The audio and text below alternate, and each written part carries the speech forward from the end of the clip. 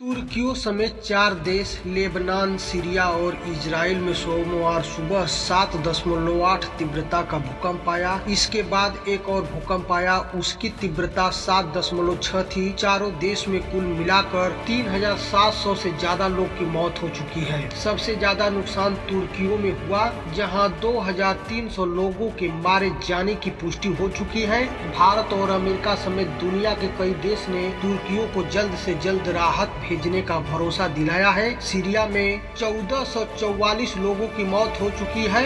इस बीच नीदरलैंड के scientist Frank हेगरविट्स का 3 फरवरी को किया गया एक ट्वीट वायरल हो रहा है, जिसमें उन्होंने लिखा था, साउथ सेंट्रल तुर्कियों, जॉर्डन, सीरिया और लेबनान में 7.5 तीव्रता का भूकंप आ सकता है। फ्रैंक हेगरविट्स मूल रूप से नीदरलैंड के रहने वाले हैं। वे सोलर सिस्टम जियोमेट्री सर्वे नाम के एक जियोलॉजिकल इंस्टीट्यूट में सीनियर रिसर्चर है। जमीन के अंदर होने वाली हलचल पर खास तौर से रिसर्च करता है। इसके चलते ही भूकंप और सुनामी जैसी नेचुरल डिजास्टर यानी प्राकृतिक आपदाएं आती हैं। 3 फरवरी को फ्रैंक ने जो ट्वीट किया और जो अब वायरल हो रहा है, उसमें इस साइंटिस्ट ने कहा था, आज नहीं तो कल लेकिन जल्द 7.5 तीव्रता का भूकंप इस क्षेत्र में आने वाला है। इससे साउथ सेंट्रल तुर्कियों, जॉर्डन, सीरिया और लेबनान प्रभावित होंगे। सोमवार को जब फ्रैंक का ट्वीट वायरल हुआ तो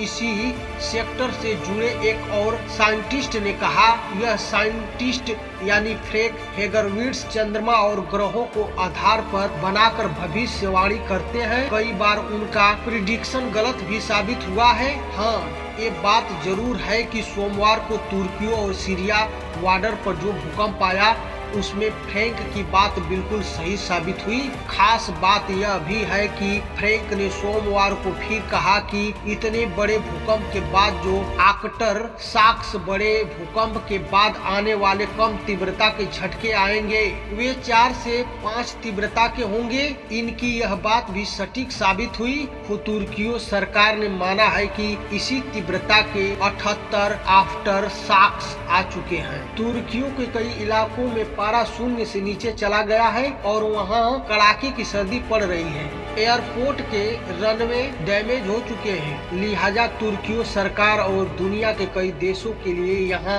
राहत सामग्री भेजना भी मुश्किल हो रहा है। जब भूकंप आया तो इस वक्त भी तुर्कियों ने कई हिस्से में जबरदस्त बर्फबारी हो रही थी। इसके बाद फौरन बारिश भी शुरू हो गई। एक रिपोर्ट के मुताबिक विजिबिलिटी कम होने की वजह से मिलिट्री एयरक्राफ्ट को भी टेक ऑफ करने में दिक्कत हो रही है। तब सरकार relief material drop in system अपनाने पर विचार कर रही है। इसके तहत एयरक्राफ्ट या हेलीकॉप्टर्स से जरूरी राहत सामग्री सीधे प्रभावित इलाकों में कम ऊंचाई से गिराई जाएगी और नीचे मौजूद अमला इसे कलेक्ट करके जरूरतमंद लोगों तक पहुंचाएगा। अंकारा, गाजियान्टेप, कहराम, नमारस, डियर वकीर, मालटाचा, नूरदगी समेत 10 शहरों में भारी तबाही हुई। यहाँ 1,710 से ज्यादा बिल्डिंग गिरने की खबर है। कई लोग मलबे के नीचे दबे हैं। लोगों को बचाने के लिए रेस्क्यू ऑपरेशन जारी है। कई इलाकों में इमरजेंसी लागू कर दी गई है। उधर यूनाइटेड स्टेट्स जियोलॉजिकल सर्वे USGS ने चौंकाने वाली बात कही है। इसके आंकड़ों के मुताबिक तुर्कियों में मरने वालों की संख्या 1000 हो गई है। यह संख्या 10,000 तक पहुंच सकती है। USGS ने इसके पीछे तर्क किया कि 1939 में 7.8 तीव्रता का भूकंप आया था, तब 30,000 लोगों की मौत हुई थी। वही 1999 में 7.2 तीव्रता का भूकंप आया था, 845 लोगों की जान गई थी। आज के लिए बस इतना ही। मिलते हैं एक नई जानकारी के साथ। यह वीडियो देखने के लिए आप मित्र बंधुओं को बहुत बहुत धन्यवाद। जय हिंद, वंदे मातरम।